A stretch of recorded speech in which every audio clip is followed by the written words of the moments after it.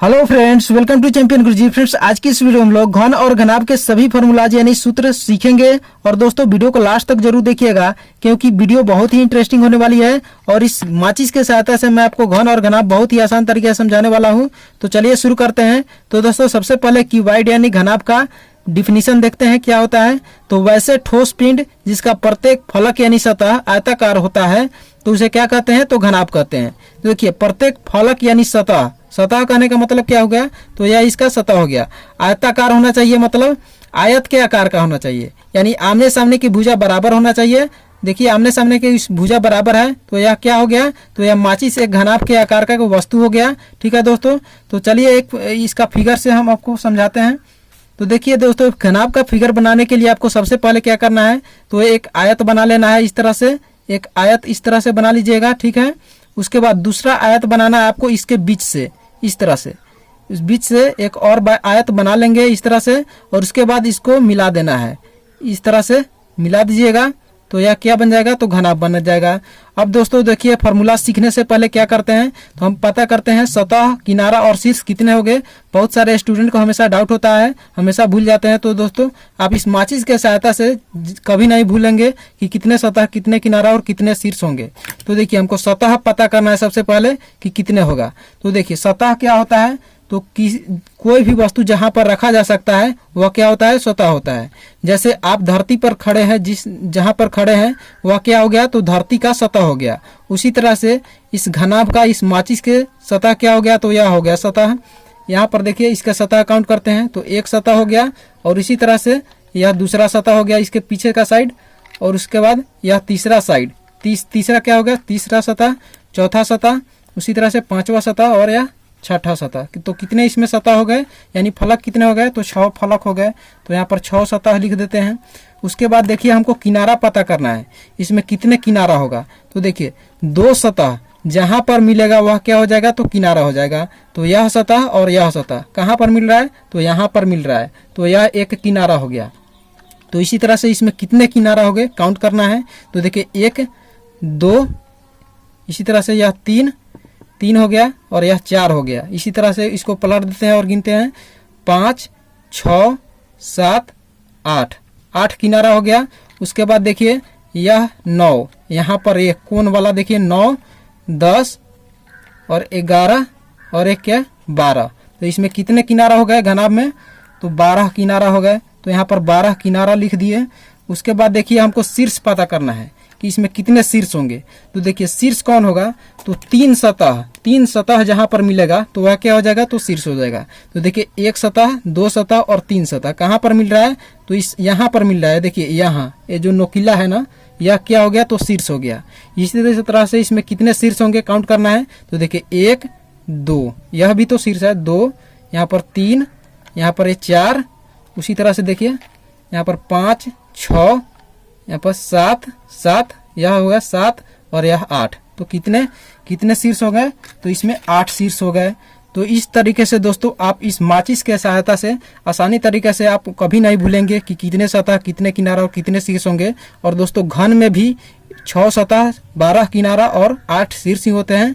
तो चलिए, आप फार्मूला को हम बहुत ही आसान तरीके से सीखते हैं। तो दोस्तों, हम यहाँ पर लंबाई को L मान लेते हैं, चौड़ाई को B मान लेते हैं और ऊंचाई को H मान लेते हैं। जहां भी फार्मूला में L आएगा वहां पर लंबाई समझिएगा, B आएगा तो चौड़ाई और H आएगा तो ऊंचाई समझिएगा। ठीक है, अब देखिए, घनाभ के संपूर्ण पृष्ठीय क्षेत्रफल क्या होता है, तो इसका फार्मूला देखिए, यहाँ पर होता है 2 × LB प्लस BH और प्लस LH, यानी 2 × लंबाई गुने चौड़ाई प्लस चौड़ाई गुने ऊंचाई और प्लस लंबाई गुने ऊंचाई। ठीक है, अब देखिए, घनाभ का विकर्ण का फॉर्मूला क्या होता है, तो घनाभ के विकर्ण का फॉर्मूला √अंडर, इस तरह से √अंडर बनाइएगा, और L² प्लस B² और प्लस H²।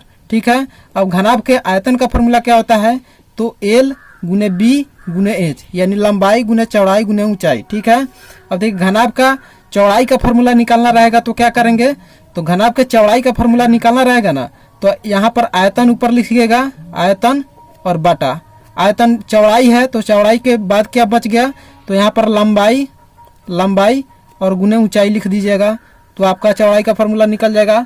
उसी तरह से घनाभ के लंबाई का फॉर्मूला निकालना है, तो आयतन को ऊपर लिखिएगा, आयतन और बटा वहां पर लिखिएगा चौड़ाई, नीचे चौड़ाई और गुने चौड़ाई गुने ऊंचाई। ठीक है, तो यह हो गया लंबाई का फॉर्मूला।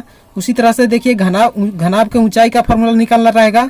तो ऊंचाई का फॉर्मूला क्या हो जाएगा, तो आयतन बाटा यहाँ पर ऊंचाई है तो बच क्या गया, तो लंबाई और क्या बच गया, चौड़ाई। तो लंबाई और चौड़ाई नीचे गुना के साथ हो जाएगा। तो यह हो गया घनाभ के ऊंचाई का फॉर्मूला। अब देखिए घनाभ के परिमाप और पार्श्व पृष्ठीय क्षेत्रफल उतना इंपॉर्टेंट नहीं है, फिर भी देख लेते हैं इसका फॉर्मूला क्या होता है। तो घनाभ का परिमाप का फॉर्मूला क्या हो जाएगा, तो 4 × L + B + H, यानी 4 × लंबाई प्लस चौड़ाई प्लस ऊंचाई। यह हो गया घनाभ के परिमाप का फॉर्मूला। घनाभ के पार्श्व पृष्ठीय क्षेत्रफल का फॉर्मूला क्या हो जाएगा, तो इसका फॉर्मूला हो जाएगा 2 × ऊंचाई × लंबाई और प्लस चौड़ाई। यह हो गया क्या, तो पार्श्व पृष्ठीय क्षेत्रफल का फॉर्मूला हो गया। तो दोस्तों घनाभ का सभी फॉर्मूला बता दिया है, आप इसे स्क्रीनशॉट लेकर लिख सकते हैं या कहीं पर लिख सकते हैं। चलिए अब देखिए घन का फॉर्मूला सभी देखते हैं। तो दोस्तों घन का सभी फॉर्मूला देखने से पहले घन का डिफिनीशन समझते हैं। तो वैसा ठोस जिसका प्रत्येक सतह वर्गाकार होता है तो उसे क्या कहते हैं, तो घन कहते हैं। चलिए इसके फिगर को बनाते हैं। तो इसको फिगर को बनाने के लिए आप क्या कीजिएगा, तो सबसे पहले आप एक वर्ग बना लीजिएगा।